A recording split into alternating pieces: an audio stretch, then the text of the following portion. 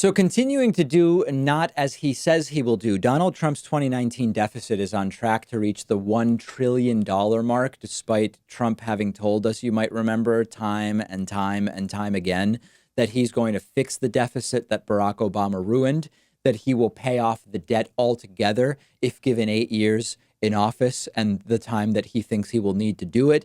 Now, anyone who understands these issues, even remotely, knew that it was never going to happen. And in fact, it's getting worse and worse. As I've said before, though, we really need to be reframing our conversations about this issue of debt and deficit altogether. So let's start with the facts, and then we'll get into the analysis and the sort of meaning of all of this.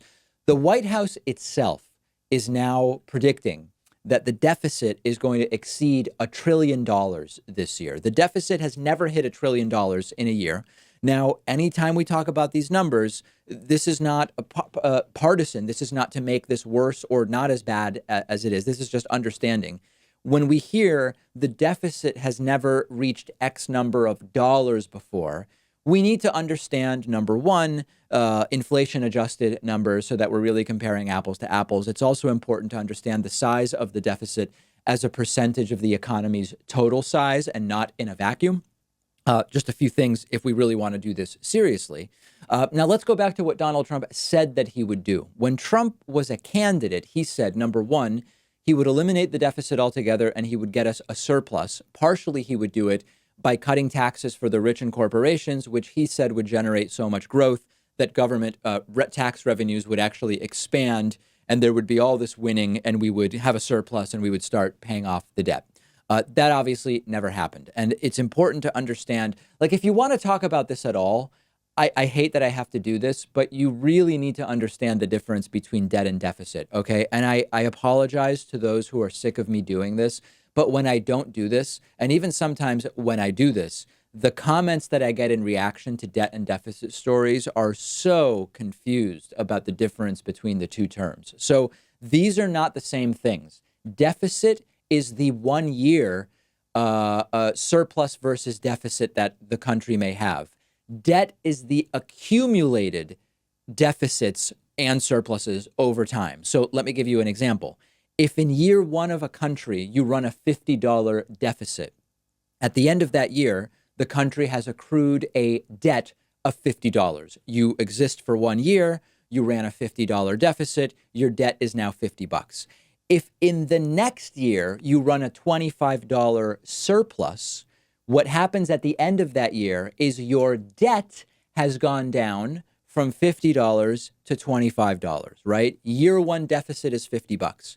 Year two surplus is $25. At the end of year two, the accumulated debt is $25. You went $50 negative after year one, and you paid off 25 of it with your surplus in year two. Okay. I mean, I apologize. Some people write in and they say, David, please stop talking to the audience like they're little kids. That's not what I'm trying to do. Every time I do this, people are confused about the two issues. So we were told that the tax cuts would pay for themselves because they would generate massive growth and they would move us from having a deficit each year to having a surplus, which would start chipping away at the national debt. Eventually, if Trump has 8 years in office, completely paying off the national debt. Now, none of that stuff is happening, okay? The tax cuts have added to the deficit. Increases in defense spending, which, by the way, were favored not only by Republicans, but even by many Democrats as well. Those are increasing the deficit. And we are not on track. We're not on track to even pay off any of the debt, never mind pay it off completely in 8 years. So those are the facts. Now, I do think every time we talk about this, we should consider whether it needs to be reframed. And what I mean by that is the debt and deficit is a political football, okay?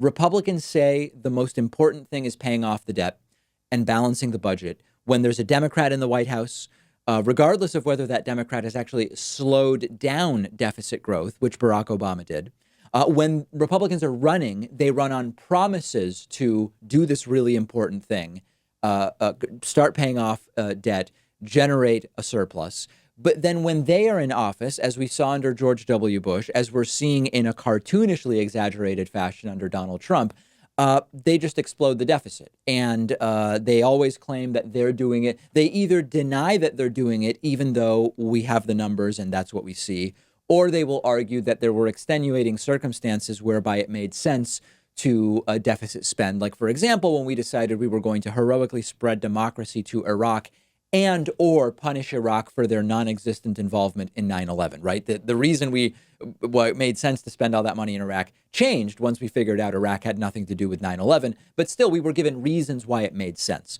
So what we have today in the end is an unsurprising status quo. We were told before Trump was elected what he wants to do with tax policy is not going to generate all of this winning and growth and start paying off the debt with surpluses. In fact, it's going to increase the deficit. That is exactly what happened. None of this is surprising. So that gets us to the question of if and how Democrats should talk about this on the campaign trail. Because on the one hand, Trump made promises and he broke the promises and he's doing the opposite of what he promised to do. It seems as though exposing that on the campaign trail for the eventual Democratic nominee would be a worthwhile thing. But on the other hand, we know, number one, that it's just a political football.